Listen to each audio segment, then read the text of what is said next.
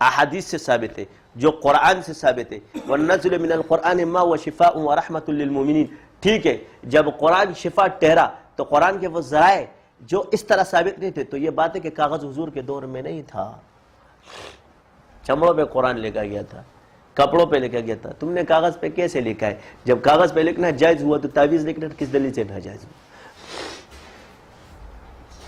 ٹھیک ہے، آپ کہتے ہیں یہ ناجائز ہے۔ میرا پہلا سوال یہ کہ آپ کہتے ہو ٹھیک ہے وَالضُّحَىٰ وَاللَّيْلِ إِذَا سَجَىٰ، جہاں واو قسمی آ جائے وہ چیز حلال ہوتی ہے۔ وَالسَّمَاءِ ذَاتُ الْبُرُوجِ، تو جب حلال چیز بھی ہے اور حرام چیز بھی ہے، اللہ تعالیٰ نے دونوں چیزوں کو بیان فرمایا، فَأَلْهَمَهَا فُجُورَهَا وَتَقْوَاهَا، تو ہر چیز کے اندر جو اچھائی ہے اس کو اور جو برائی ہے، تو واو قسمیہ جہاں آ جائے وہاں سے حلال ہونا ثابت ہو جاتا ہے۔ تو وَالسَّمَاءِ ذَاتُ الْبُرُوجِ، بروج کا ذکر قرآن میں آپ کہتے نہیں ہے، اسی کو تو ساعت کہتے ہیں۔ تو اس کی تفسیر اگر ہر جگہ دیکھو گے نہیں ملے گی، لیکن جب ادھر آؤ گے تو اسے ساعت مراد ہے کہ اس میں جو نقوش بنائے جاتے ہیں اس سے لوگوں کو شفا ہوتی ہے۔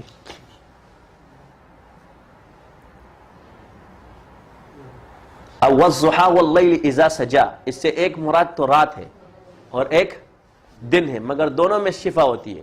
رات کو بھی لکھے جاتے ہیں، دن میں بھی علاج کیا جاتا ہے۔ اور اگر حضور کا چہرہ تو تیرے روشن چہرے کی قسم، تو آپ علیہ السلام کے چہرہ انور کو دیکھ کر لوگوں کو شفا ملتی ہے، اور جو خواب میں ہے اس کو بھی شفا۔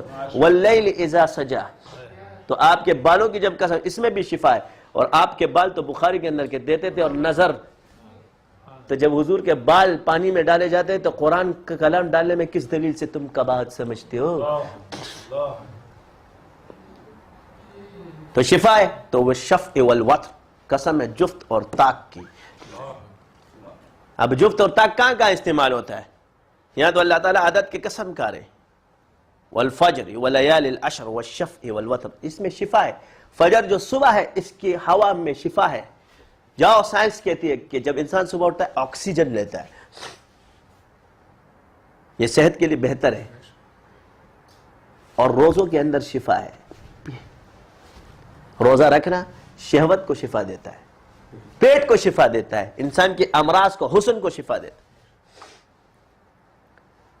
اور والشفع والوتر، تو اس کی جو تفسیر ہے سب نے کی، کیا بس سے عادات مراد، لیکن اس کی تفسیریں شاہ ولی اللہ فرماتے ہیں اس سے آخر کی طاق رادیں مراد ہے، مگر اس سے رکعتیں بھی مراد ہیں، اور اس سے تعویذات بھی مراد ہیں۔ رکعتیں کیسی؟ فجر سے لے کے، تو والفجر کو جب بیان کیا تو دن، اس سے بھی شمسی سال ثابت ہوتے، سمجھ گئے؟ کیونکہ فجر جو ہے نا شمسی سال میں آتا ہے، اگر تم اس کو قمری میں ڈال دو گے تو پھر مغرب پہلے آئے گا، تو دونوں ثابت ہوئے۔ آپ کہتے ہو عیسوی ہے۔ والفجر، تو پہلی نماز کون سی ہے؟ تو جب سورج نکلے گا تو فجر ہوگی نا۔ جب صبح اٹھتی ہے، صبح صادق پھوٹ پھوٹتی ہے، اس وقت سورج طلوع ہونا شروع ہو چکا ہوتا ہے، تو اس کا ٹائم ہوتا ہے، اس سے فجر شروع ہو گئی، تو شمسی سال ثابت ہوا۔ اور اگر قمری پہ جاؤ گے تو پھر مغرب کا نماز پہلے ہے، اور اگر شمس پر جاؤ گے تو فجر کی نماز پہلے۔ تو اب صبح سے لے کر والشفع والوتر، صبح سے لے کر رات تک جتنی رکعتیں سب جفت ہیں، 4 جفت، 10 جفت، 4 8 جفت۔ اب جب رات شروع ہوتی طاق رکعتیں 7 9 11 13 9 17 12 شام کا طاق کی رہے گی اینڈ میں۔ اور پھر تعویذات پر آ جاؤ، جفت اور طاق، اور اس پر دوسری طاق آ جاؤ، قسم ہے محمد کے عدد جفت ہے اور اللہ کے عدد طاق ہے۔ 92 11 2 محمد، اور اللہ کے نام کا عدد 3 بنتے، تو اللہ اور محمد۔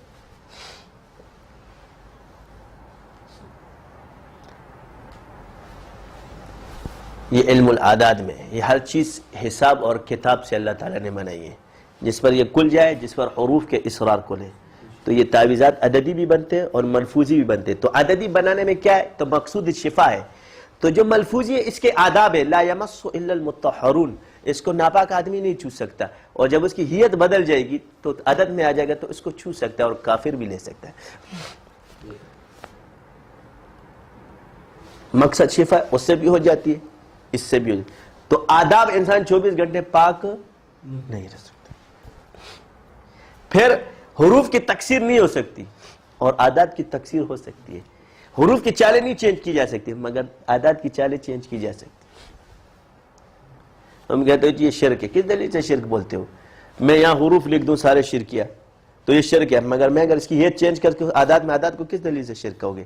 آپ کہتے ہیں جی اس میں معنی چھپاتے ہیں تو باطن پر فتویٰ ہے. اور اب یہ تو باطن پر فتویٰ دے دیا آپ نے. کس دلیل سے دیا؟ ہر جگہ ذرا اشارہ ظاہر کو دیکھتی ہیں، خواب نہیں مانتی ہو، ادھر اشارہ باطن کو دیکھ رہی ہے. یہ 12 13 14 15 18 20 کس دلیل سے شرک ہے؟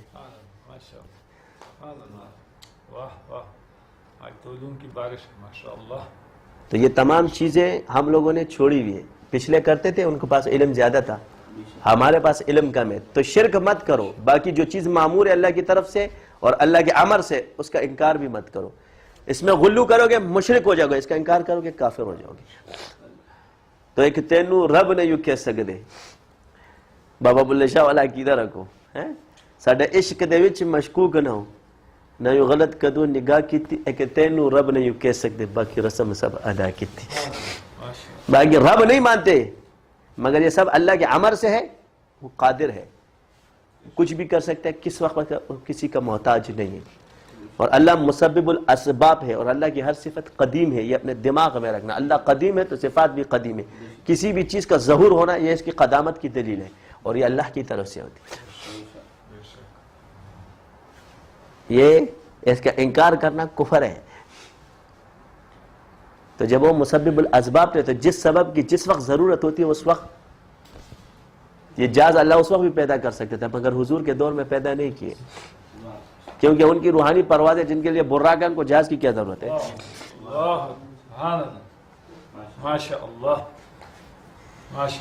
تو انہوں نے انکار کیا تو جو انکار کرتا ہے پھر اسی کو بناتا ہے. تو کفار نے انکار کیا کہ یہ چیزیں نہیں ہو سکتی، اللہ تعالیٰ نے انہی کو وہ علوم دیے اور آج وہ چیزیں بنا رہے. وہ کہتے تھے کس طرح خانہ کعبہ کی آواز نکلتی، آج خانہ کعبہ ہی پورا نظر آتا ہے، آواز تو بڑی دور کی بات ہے. اس کی آذان پوری دنیا سنتی ہے، ٹی وی انہوں نے بنائے. انکار کرتے تھے کہ حضرت ابراہیم علیہ السلام نے جب آواز دی تو جتنے روحوں نے اس پر لبیک کا سب حج کے لیے جائیں گے. تو یہ بات یہ نہیں مانتے تھے. انہوں نے کہا یہ ہاتھ بولیں گے، یہ کان بولیں گے، کیسے بولیں گے؟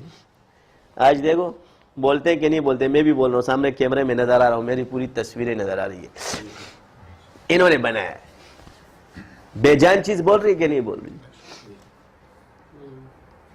اور اتنی مہارت حاصل کر لی ہے کہ اس میں کون جعلی اور کون اصلی ہے. اور اتنی مہارت حاصل کر لی ہے کہ یہ آنکھوں کے کہ تمہاری یہ تصویر کھینچ لے، تم دنیا کے جس کونے میں چلے تم اوریجنل کی جعلی کو 1 سیکنڈ میں پکڑیں گے.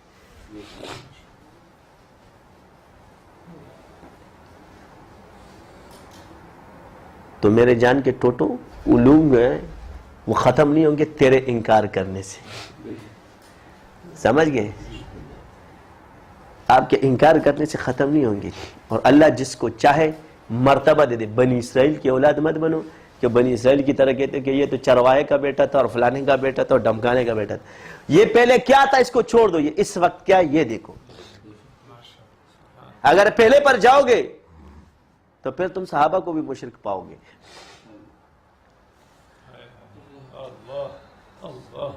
اور جب بات پڑھاؤ گے تو کسی کو ابو بکر صدیق پاؤ گے، کسی کو عمر فاروق پاؤ گے.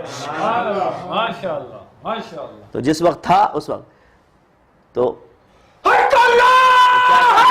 وہ کیا فرماتے ہیں کہ کعبے میں پیدا کرے زندیق کو.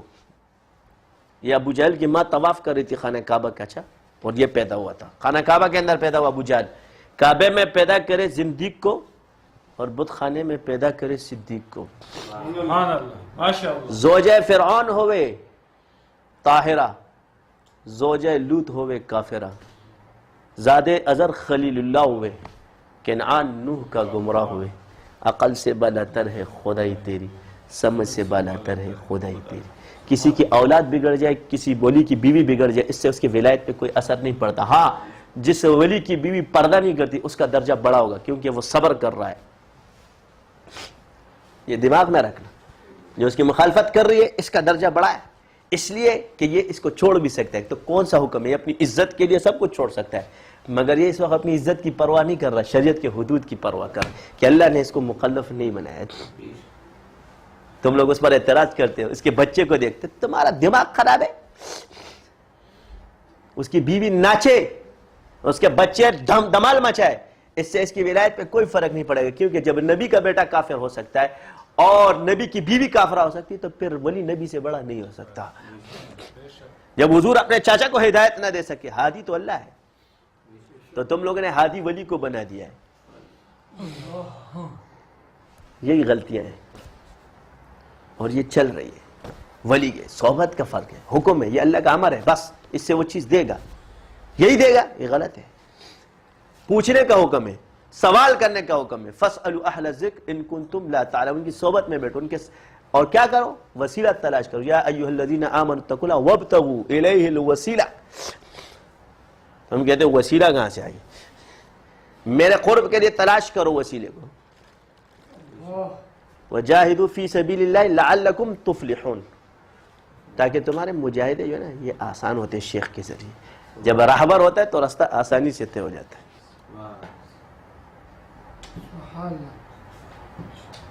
اور یہ علم باطن کے بغیر ممکن نہیں. عبد الوہاب شورانی فرماتے ہیں کہ ظاہر فقیہ تمہیں مسئلہ بتلا دے گا اور صوفی فقیہ تمہیں طریق بتلا دے گا. یہ تمہیں راستہ بتلائے گا، وہ طریقہ بتلائے گا، اور جس پر طریقہ کھل جائے یہی علم باطن رکھتا ہے. سبحانک اللہم و بحمدک اشہد ان لا الہ الا انت استغفرک.